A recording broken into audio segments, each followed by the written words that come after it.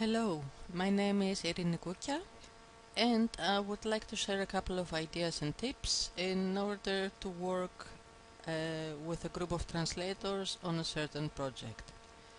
Haven't we all been in a position where a large project needed the cooperation of a team of translators? As a freelancer, what options are available at minimum cost without the need to purchase inexpensive professional software? What are the issues you need to pay attention to? How would it work best? This presentation will provide you with some useful tips and ideas on how to build your own team and work smoothly on large projects, keep terminology consistent, and perform quality assurance before delivery. Our first suggestion is the pros.com team workspace. It is free, provided you are a paying pros.com member. You will find it on the pros.com website in the section Translation Teams, and I'm providing you also with a link. Pros.com Teams allow a group of translators to act as a single entity, quoting on jobs, setting rates, collaborating on projects, and more. Teams also got a short URL in the form of a www.pros.com team and your team's name. To create a team, simply fill in the information and click the Create Team button. You will then have the opportunity to set the language pairs and prices for your team, and more importantly, invite any pros.com user to join your team. How to create your team? You go to the link I provided you in the previous slide, and you pick the Create Team option. Then you fill in the required fields, the team name, your email, and you restrict visibility to team members only, so that only you and your team members, the ones you select, have access to the information you will upload into the workspace. There are some other optional fields if you would like to fill them in, but it's not required. And then you press Create Team. Here you can see a sample team I created with a description and the language pairs, but this is optional content you don't really need to fill in. You can edit a team description, edit the team members, languages and rates, invite users to join this team, edit team profile and preferences, go to team workspace, remove this team, post a private job to members of this team. This is especially handy so you don't need to use Skype or other instant messaging services, because you can communicate with your team throughout this platform, and you can view members of this team in the pros.com directory. In the team workspace itself, this is a private workspace which is visible only to other members of your team. Here you can have a private forum in order to communicate, to provide instructions and other information required in order to complete your project. There are recent kudos terms, just in case. Important recent team glossaries, which means you can upload the glossary or the glossaries required to complete the project, and team files such as translation memories, reference material, etc. The good thing about the pros.com team workspace is that this information is secured and only restricted to the group members. What you can do on pros.com: share glossaries, share translation memories, upload files, and communicate with the group members. The advantages: you have privacy, you can have discussions, and you can collaborate, which means on the previous screen, here, team files, you could also upload the ready files in order for the person who is responsible for delivering the files to the client and to perform the quality assurance can collect the files from this part, from team files, and perform any checks required before delivery, or to make one file out of the partial deliveries of the group. Another option would be the Google Translator Toolkit. The advantage of this one is that it is free as well. I'm providing you with a link to access it. It's a CAT tool that needs no download, which means you will work online. This has a lot of advantages again.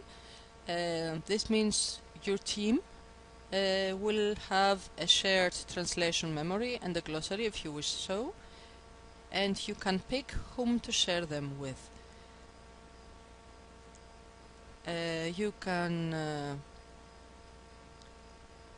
You may upload all files translatable and monitor progress of the translations. Here I'm highlighting again. You may pick the persons you wish to share your translation memory with, or your glossary, as well as monitor progress of the work. These are the options you have in the Translator Toolkit from Google. The languages, you can also use other languages than those displayed here. Here you can make the translation memory selection, specify the translation memory where you want to store your translated segments. Translations from this translation memory are preferred over alternate translations from other TMs or automatic translation by Google, for example. You can pick a glossary and upload it. And these are the documents supported by the Google Translator Kit: HTML, Microsoft Word, plain text, AdWords, videos, subtitles, GNU, application resource bundle, Chrome extension, anything you want. The advantages: the cooperation is in real time, there are no downloads to slow down your computer, there's no cost, and it's easy to learn. Another idea would be the WordFast Anywhere. This is provided for free. This is the link, freetm.com. You may create a shared translation memory that can be used by multiple users at once. This is important, especially when you are collaborating on large projects. Here you will pick shared, set up languages, translation memory and glossary. You pick the option shared so that the others have access to your translation memory and your glossary as well. You save the settings and you're ready to go. The advantages of WordFast Anywhere: no installation of software again, private access, and a shared translation memory and a glossary. Another option would be Dropbox. It is free, you can download it here, and you can maintain shared documents such as translation memories and glossaries. The disadvantage is that you cannot monitor the progress of the work, but you can move your translation memory or your glossary into the shared Dropbox file and pick the persons you want to share it with. You may share with confidence, work with your team like you're using a single computer, and everything is automatically private, so you control who sees what. For example, you can see a couple of files in my Dropbox folder. You could add, for example, instead of getting started PDF, you could add your translation memory and share it from this rubric with the persons you want to share it with. It could be a translation memory. This is the online version, but in order to share the translation memory, it's better if you download Dropbox and add your files into here. You will see it will be created under your favorite.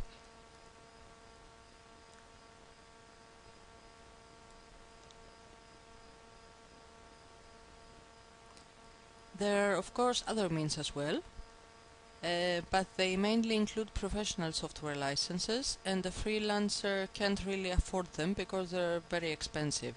Those could be, for example, SEL World Server, the Fluency Collaborator Server, etc. It's mostly the professional versions of the most common CAT tools. If you're concerned about security of the files, because most of the times you handle sensitive information from your clients, or you have already signed a non-disclosure agreement. There are other options as well, such as Tresorit.com, which have a higher security, ensuring you that this information will stay and remain private. This was a brief webinar on some of the options you have. Of course, there are plenty more, but I picked those in order to give you an overview that collaboration with your colleagues is possible, and it's not that difficult. It's pretty easy.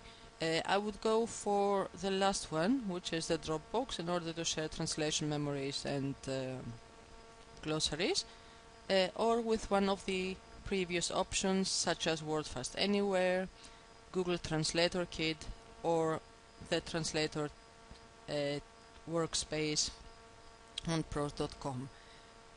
If you like this brief webinar, there are more webinars coming up. Let me show you. We have on October 3rd, Starting Your Translation Business, Your Business Plan. This is from the Business Plan series. You will see on October 24th there's another one, Becoming an Outsourcer, Your Business Plan again. These are reruns, which means those webinars have been tested, and the feedback we received was very good. These are 2-hour webinars, one on October 3rd and one on October 24th. On October 10th we have a new one, Applying for a Job Posting, How Can I Get More Positive Replies? These are some ideas of how to stand out from the crowd. Starting Your Translation Business is mainly designed for newbies in translation, as well as applying for a job posting. Becoming an Outsourcer could be for a more advanced audience, but it could also be useful for somebody starting in order to get an overview of the options available in the market. On October 31st we have Outsourcing Work, How to Request Applications, Check Them and Keep Them Handy. This will last about 1 hour. This is a brand new webinar again. We will see some software options, how to handle all these applications so that your mailbox does not get overfilled with applications. You don't know how to handle them and how to find immediately the freelancer you need. On October 7th we have Starting Your Translation Business, Your Business Plan again. And on November 20th, the Translation Workflow, How Does It Work? This is a webinar actually designed for newbies or for customers who would like to get an idea of the work involved in a translation assignment. On October 8th we have a webinar for newbies again. This will be conducted in German. Tipps für einen erfolgreichen Start als freiberuflicher Übersetzer. It's actually the Starting Your Translation Business webinar into German. I would like to thank you for your participation. We hope you enjoyed this mini webinar. Thank you very much. Enjoy the rest of the virtual conference 2013. And of course I remain at your disposal for any questions, either through the forum underneath the webinar or by writing directly to info@metaphrasma.com or posting through my pros.com profile. Thank you very much for your time. See you.